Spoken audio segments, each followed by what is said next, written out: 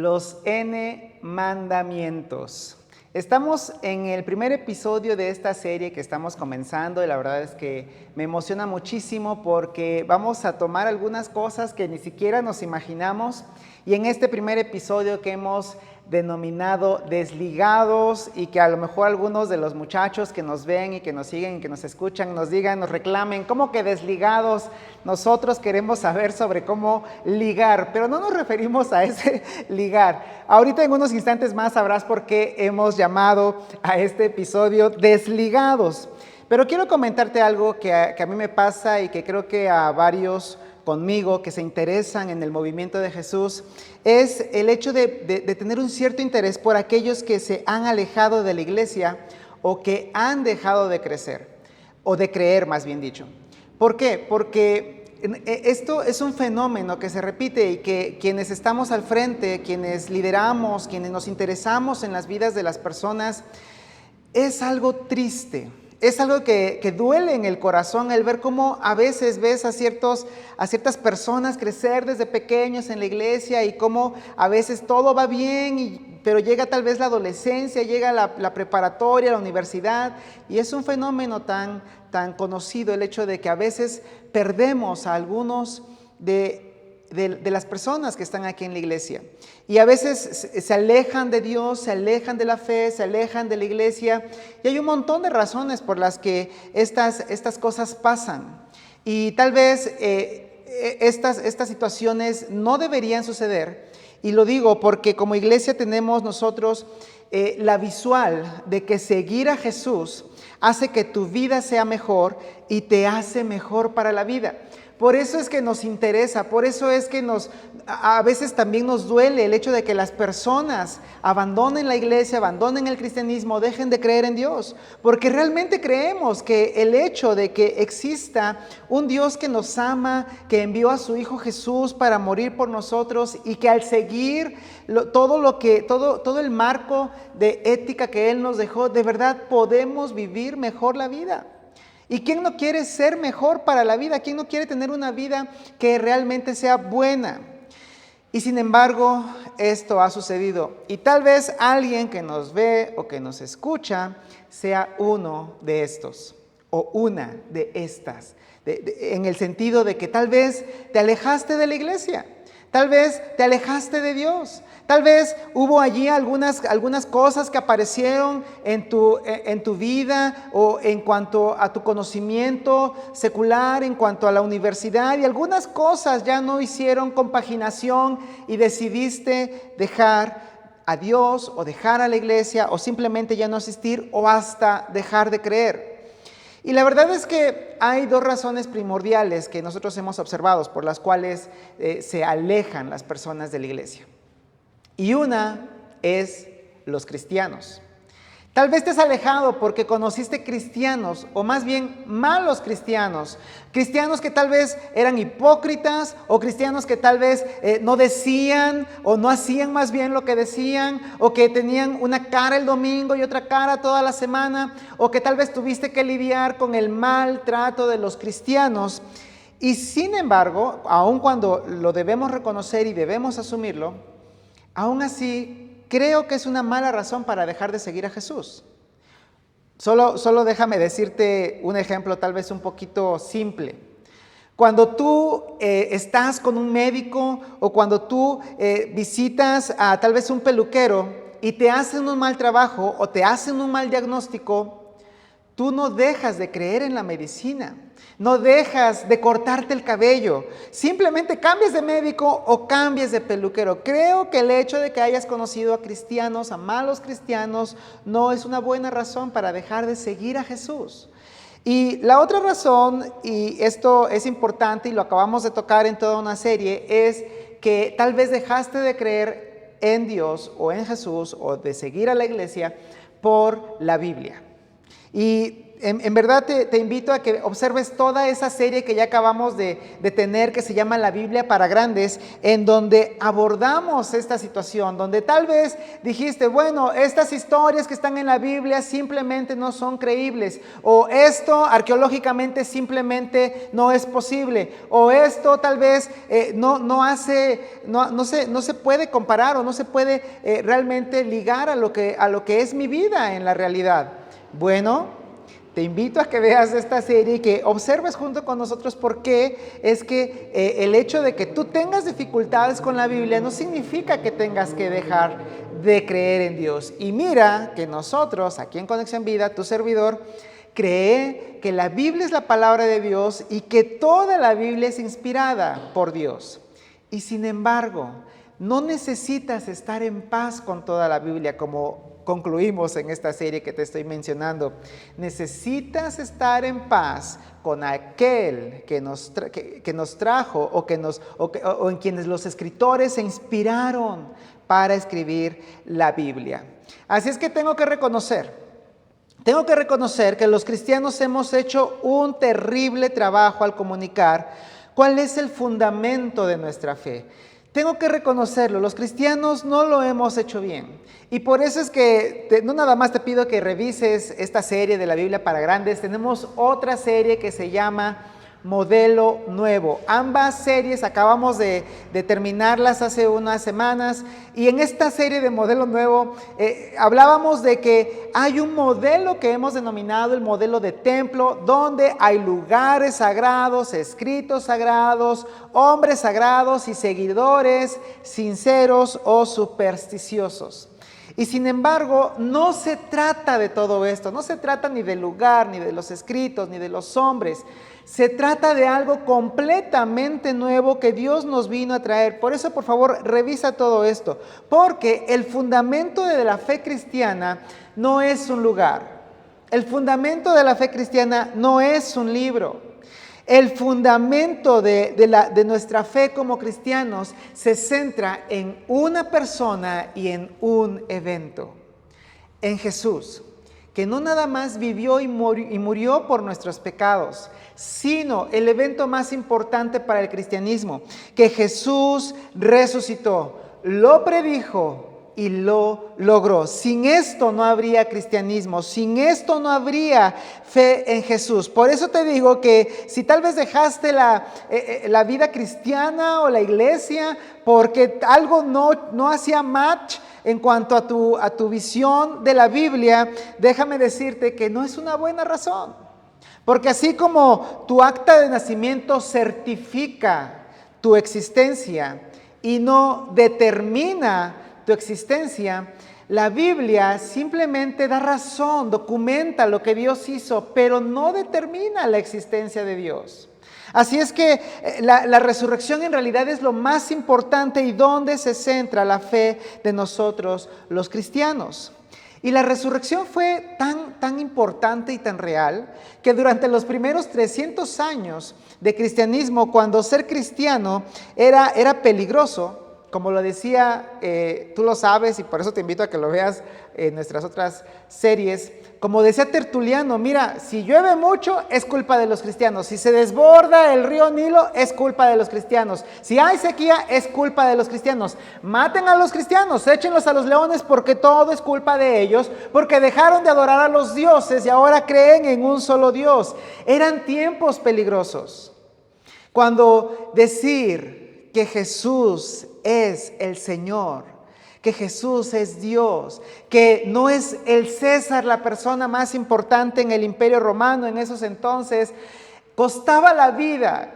Y ¿sabes qué? Nadie muere por una mentira. Por eso es que te puedo decir que la resurrección de Jesús fue algo realmente importante y trascendental. Y cuando hablamos de la historia de la religión, quiero hablarte un poco de un libro que se llama Campos de Sangre, escrita por Karen Armstrong. Ella, en su libro Campos de Sangre, ella pone un subtítulo y es La religión y la historia de la violencia. Karen Armstrong observa todas las religiones y su relación con los hechos violentos que desde siempre han existido. Ella lo hace desde un punto de vista científico, desde un punto de vista riguroso. Y cuando pasa por las religiones antiguas y algunas otras religiones más modernas, pero cuando llega al cristianismo y llega al siglo III, que es de lo que te estoy diciendo, que el cristianismo sobrevivió a tiempos peligrosos, ella dice esto, observa las palabras. Dice, sin embargo, contra todo pronóstico, en el siglo III después de Cristo, el cristianismo se convirtió en una fuerza con la que contar. Porque no desapareció, porque el cristianismo no, en lugar de aminorarse, iba floreciendo, se hacía cada vez más grande, había más seguidores. Los que eran antes politeístas abrazaban esta nueva visión de un solo Dios de amor. Y ella es honesta y dice esto: aún no comprendemos realmente cómo ocurrió este proceso, porque como historiadora quiere observar las causas naturales, como los médicos. Mira, tú no vas al médico para que te diga que una enfermedad que tienes es porque Dios te quiere decir algo. Es más, si vas al médico y el médico se quita el estetoscopio después de haberte revisado y te quita allí el ¿cómo se llama esto de la presión? Eso, ustedes saben cómo se llama, manómetro. Gracias. Y entonces se sienta y te dice, oye, ¿sabes qué?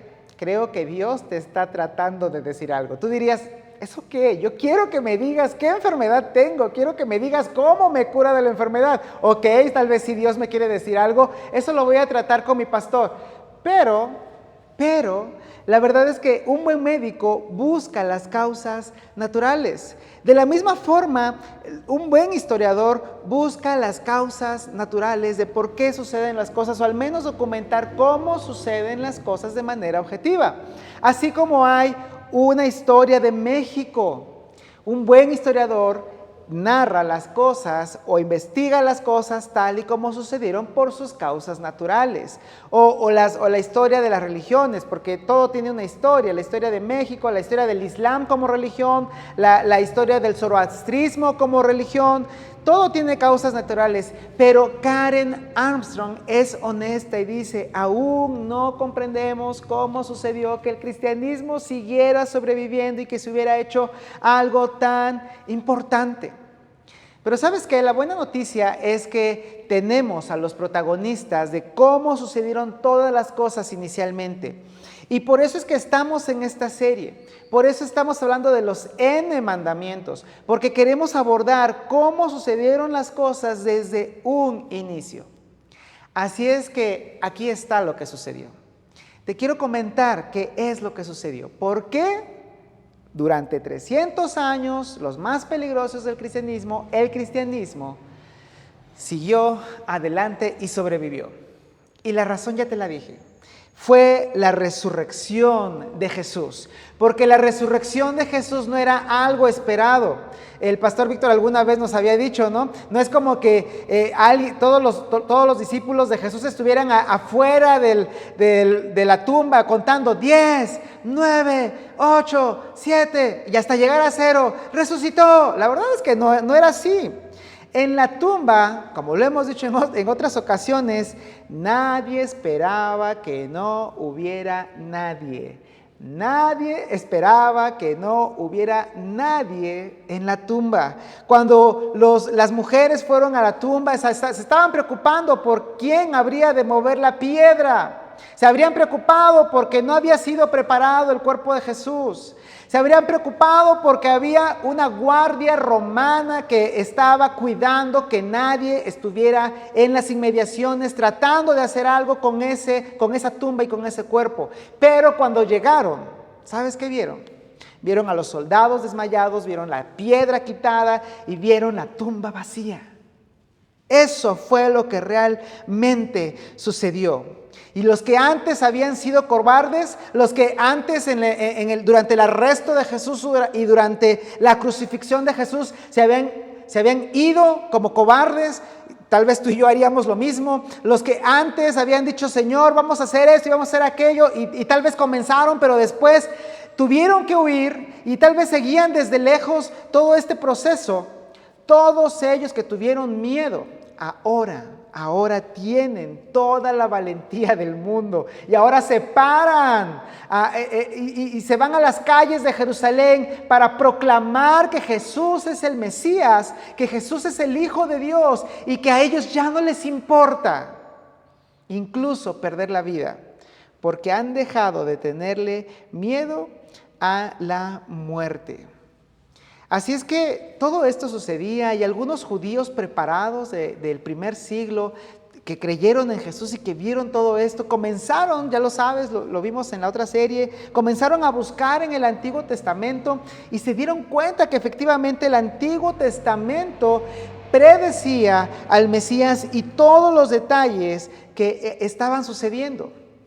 Pero algunos otros se dedicaron a proclamar, a hablar de estas buenas noticias. ¿Cuál es la buena noticia? Que Jesús, Dios, el Hijo de Dios, murió por tus pecados para que tú estuvieras bien con Dios y para que esos pecados no fueran un estorbo delante de ti y de Dios y de hecho por toda la eternidad. Así es que estos otros dijeron, tenemos que decirles estas buenas noticias a todos y de hecho incluyeron a los gentiles. ¿Quiénes son los gentiles? Somos tú y yo, todos aquellos que no somos judíos de nacimiento, no profesamos la religión judía. Todos los que no somos judíos somos gentiles. Y recuerda, en el siglo I, todos los que no eran judíos, la única religión monoteísta era el judaísmo, todos los que no eran judíos eran politeístas y había dioses para todo, dioses de los astros, de las estrellas, dioses que tenían que ver con los fenómenos naturales, el dios de la lluvia, el dios del trueno, el dios de todas las cosas. Había un montón de dioses para todos los gustos. Por eso fue tan importante y fue tan impresionante que los gentiles dejaran todo eso para creer en un solo y verdadero Dios. El Dios que hizo todas las cosas, el Dios que los ama. Esto no lo podemos ni siquiera a veces dimensionar. Ahora, puedes preguntarte, bueno, ¿y estos primeros cristianos gentiles que no eran judíos, al menos deberían conocer los 10 mandamientos? Al menos los 10 mandamientos. ¿Y sabes qué? Los cristianos gentiles del siglo I no se regían por los 10 mandamientos. Tal vez esto es nuevo para ti y estás diciendo, ¿qué estás diciendo? Los cristianos del primer siglo, los cristianos gentiles, los que no eran judíos, ¿no se regían por los 10 mandamientos? La verdad es que no. De hecho, ni siquiera conocían los 10 mandamientos, ni siquiera conocían el Antiguo Testamento. Sabían que había un libro sagrado de los judíos y que le debían a los judíos la aparición de su Mesías, de su Señor. Pero no se regían por ninguno de sus escritos ni de sus rituales, porque se les entregó algo completamente nuevo. El Nuevo Testamento se escribiría alrededor de los años 60 o 70. Se escribirían algunas cartas de Pablo escribiéndolas a los cristianos, se irían armando los evangelios, o sea, las biografías de Jesús. Algunos tuvieron que sentarse y hacer memoria, algunos otros como Lucas tuvieron que entrevistar a la gente que había observado todos los acontecimientos. No se había escrito. Durante al menos 2 o 3 décadas de cristianismo, los gentiles no tuvieron cartas de Pablo, no tuvieron los evangelios, no tuvieron ni siquiera que acercarse al Antiguo Testamento. Simplemente les fueron presentadas las buenas noticias, la gran y buena noticia de un Dios que se hizo hombre para vivir, morir y resucitar por sus pecados, y no solamente por los de los judíos, sino por los de todo el mundo. Que la gente que lo conoció, que conoció a Jesús, podía atestiguar que ellos habían visto que todas las cosas habían sido así. Pero ¿sabes qué? Esto es complicado para quienes ya tienen una religión. Fue complicado para los judíos en Jerusalén. Fue complicado para ellos porque tenían toda una religión. ¿Sabes qué? Tenían más de 600 mandamientos. Sabían que tenían que ir hasta el templo porque era el lugar sagrado. Sabían que tenían que guardar un montón de preceptos y tener una dieta especial. Así es que esto incomodaba a los que ya tenían la religión. Y por eso, si tú lees el libro de los Hechos, que todavía no se escribía, solamente sabemos estos acontecimientos porque después se documentaron, llegamos a Hechos 15 y observamos lo que es el primer concilio de la iglesia.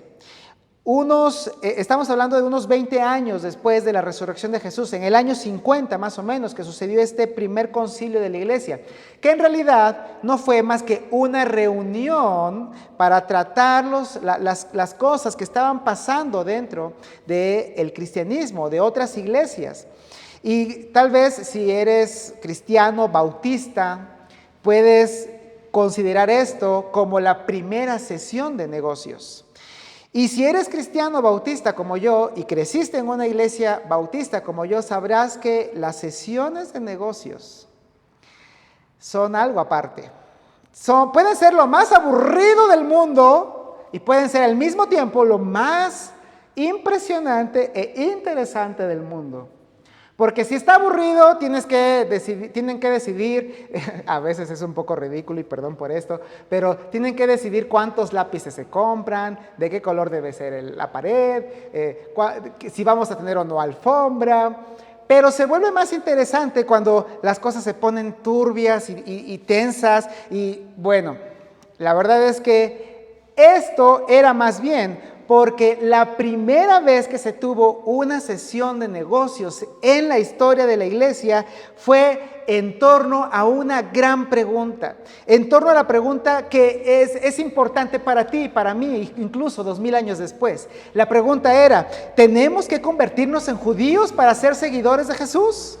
Esa era la pregunta, porque recuerda, los judíos están incómodos porque los gentiles no necesitan ni el Antiguo Testamento, no tienen los 10 mandamientos, simplemente saben que hay una muy buena noticia en Jesús y tienen los mandamientos de Jesús y lo que dijo Jesús de manera verbal. Pero hay incomodidad. Por eso te digo que nuestro futuro dependía de esto. Nuestro futuro dependía de qué se trató en ese lugar y en ese momento. Por eso es que vamos a ver cómo sucedieron las cosas y esto nos va a servir como introducción para después entrar de lleno a los N mandamientos, es decir, en las siguientes enseñanzas. Déjame mostrarte cómo sucedieron las cosas. Dice Hechos 15:1, llegaron unos hombres de Judea y comenzaron a enseñarles a los creyentes de Antioquía, porque en Antioquía había personas que creyeron en Jesús que no eran judíos, había un montón de gentiles. ¿Y qué les enseñaban? A menos que se circunciden como exige la ley de Moisés, no podrán ser salvos. Y déjame explicarte estas dos palabras que están resaltadas. ¿Qué es ser salvo? Porque a veces nos pasa a los cristianos que no explicamos estas cosas. Yo recuerdo en un campamento que había una señorita que cuando yo era joven, decía, oye, yo no entiendo nada de esto. ¿Qué es eso de hacer la decisión? ¿Qué es eso de hacer la oración? ¿Qué es eso de que la salvación? ¿Qué es eso de que tengo que pasar al frente? No lo explicamos y estoy de acuerdo en que a veces haya cierta confusión. Podrán ser salvos. ¿Qué es la salvación? ¿Qué es ser salvo? Te dije hace un momento, las buenas noticias son... La buena y la gran noticia es que Dios se hizo hombre, que Jesús es ese hombre que vivió, murió y resucitó por nuestros pecados. Así es que al recibir a Jesús en tu corazón, en tu vida, al hacerlo parte de tu vida, al ser Él tu Señor y tu Salvador, eres salvo de tus propios pecados, de el hecho de que vas a estar para siempre separado de Dios y que de hecho habría una eternidad sin Dios. Dime si eso no se puede definir como salvación. Así es que ellos decían, no pueden ser salvos, no pueden estar bien con Dios si no se circuncidan. Y no quiero ser muy gráfico en esto, pero la circuncisión es una cirugía. Y a lo mejor las mujeres digan, yo me salvo de eso, pero los hombres no. Por eso es que esto es tan importante, porque la historia del cristianismo habría cambiado por completo y la experiencia de nosotros los cristianos habría cambiado por completo si esto, que es el concilio en Jerusalén, hubiera tomado algún rumbo distinto. ¿Te imaginas tener que decir, hoy yo quiero ser cristiano? Y que el pastor te dijera, muy bien, entonces queremos saber, ¿tienes IMSS? ¿Tienes algún tipo de seguridad social? Porque nos interesamos en esa parte. Bueno, esto era el punto. Y entonces, dice Hechos 15:2 que allá en la iglesia de Antioquía, Pablo y Bernabé no estaban de acuerdo con ellos y discutieron con vehemencia, porque ellos sabían que esto era completamente nuevo, no tenía por qué estar ligado de la religión judía, tenía que desligarse. Finalmente, la iglesia, la de Antioquía, decidió enviar a Pablo y a Bernabé a Jerusalén, a la iglesia que estaba allá, junto con algunos creyentes del lugar, para que hablaran con los apóstoles y con los ancianos sobre esta cuestión. ¿Cuál es la cuestión? ¿Tenemos que convertirnos en judíos para seguir a Jesús? Así es que ellos van hacia allá, recuerda, son los apóstoles, ahora solo quedan 11, está Andrés, está Pedro, están los 11 que quedaron. Cuando llegaron a Jerusalén, nos sigue diciendo Hechos, toda la iglesia, incluidos los apóstoles y los ancianos, dio la bienvenida a Pablo y a Bernabé, quienes les informaron acerca de todo lo que Dios había hecho por medio de ellos, porque esto es inimaginable, esto es sorprendente. Los gentiles están abrazando la fe en Jesús, los gentiles que tienen un montón de dioses y consideran que sus dioses solamente los tratan con desdén, los castigan, los tratan mal, los desprecian. Ahora creen en el Dios que hizo los cielos y la tierra, que se interesó en todos nosotros. Pero después algunos creyentes que pertenecían a la secta de los fariseos se pusieron de pie e insistieron, porque los religiosos siempre van a estar incómodos. Quiero repetirlo, los religiosos siempre van a estar incómodos. Estos fariseos, ¿te acuerdas? Si tú lees los evangelios te vas a dar cuenta que los fariseos eran siempre, querían estar en contra de todo lo que decía y hacía Jesús. Si Jesús enseñaba algo, ellos levantaban la mano y hacían preguntas incómodas. Si Jesús sanaba a alguien, ellos se fijaban si eso estaba de acuerdo con las reglas. Si Jesús hacía algo el sábado, les tenían que levantar la voz y decir que no estaba bien porque era sábado, era el día de descanso. Ritual, ceremonial, no nada más para descansar. Pero estos fariseos, y por eso esto es tan importante y sabemos que es real, porque estos fariseos que primero estaban en contra de Jesús, después de todo lo que sucedió, ahora creen en Jesús, porque vieron que Jesús había resucitado. Algunos, no todos, pero estos fariseos que ahora habían creído, se pusieron de pie e insistieron: los convertidos gentiles deben ser circuncidados y hay que exigirles que sigan la ley de Moisés. Y esto es terriblemente contraproducente, porque algunos de esos gentiles tenían que cambiar su dieta. Algunos de esos gentiles tenían que limpiar su casa. Algunos de esos gentiles tenían que cambiar su forma de vida. Muchos de esos gentiles tendrían que ir de sus lugares de origen hasta Jerusalén cada determinado año. Así que los apóstoles y los ancianos se reunieron para resolver este asunto en la reunión. Después de una larga discusión, Pedro se puso de pie y se dirigió a ellos de la siguiente manera, porque Pedro es alguien importante en la iglesia.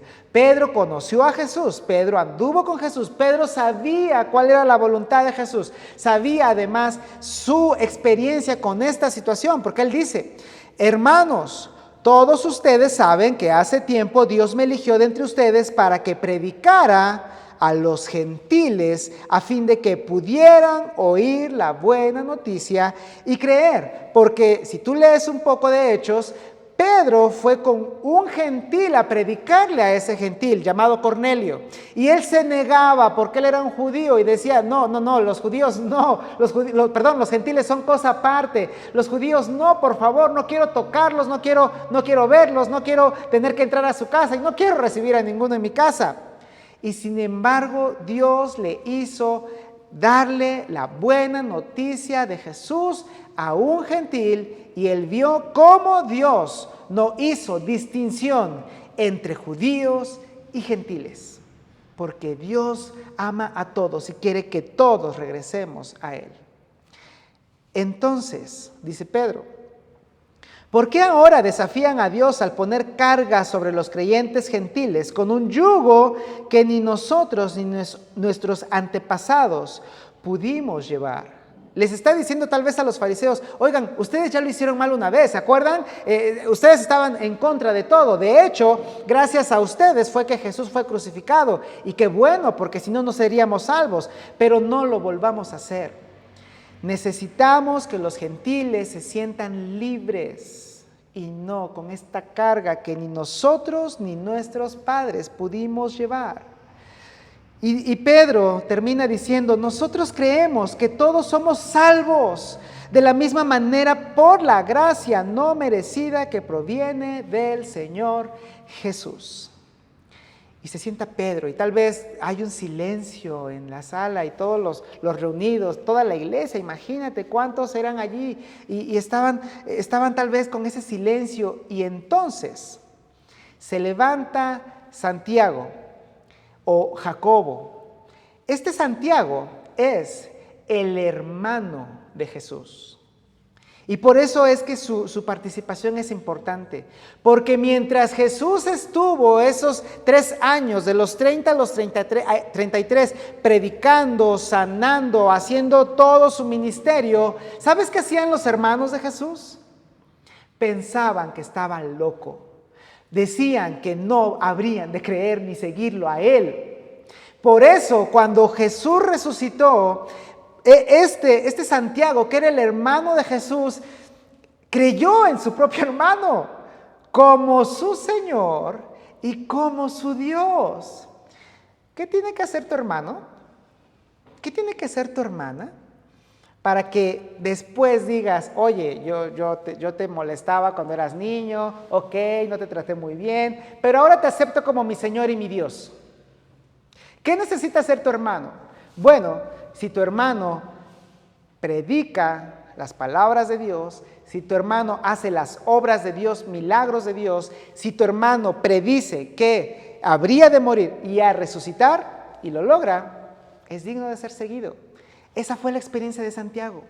Santiago ahora es una persona que es importante en la iglesia, tan importante que él es el último en hablar.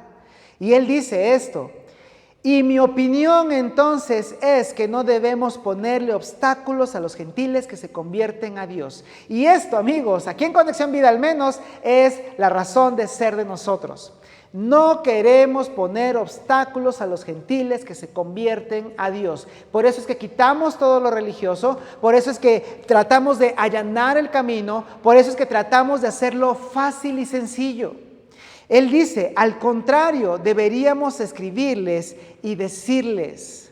Es decir, mira, esto que está a punto de decir Santiago, no nada más para los de Antioquía y los gentiles del siglo I, está escrito para nosotros, a nosotros, tú y yo. Esta es la primera carta que se envía a nosotros los que creemos y que no somos judíos. Mira lo que dice, saludos.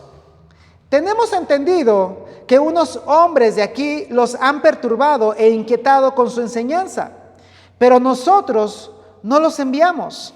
Ellos fueron de su propia cuenta porque son religiosos y están confundidos y siempre han tenido una religión. Pero ¿sabes qué? Te vamos a decir lo que va a suceder.